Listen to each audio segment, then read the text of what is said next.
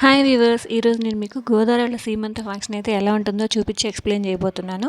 ఈమె నా ఆడపడుచు అండ్ ఆమెకి ఫస్ట్ ఒక బాబు అండి. ఇప్పుడు ఆమె సెకండ్ టైం ప్రెగ్నెంట్, 7వ నెల అనమాట.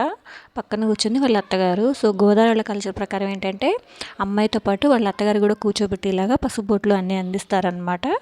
మేము ఇక్కడ సీమంతం కోసం కావాల్సిన ఐటమ్స్ అన్నీ పెట్టేసామండి.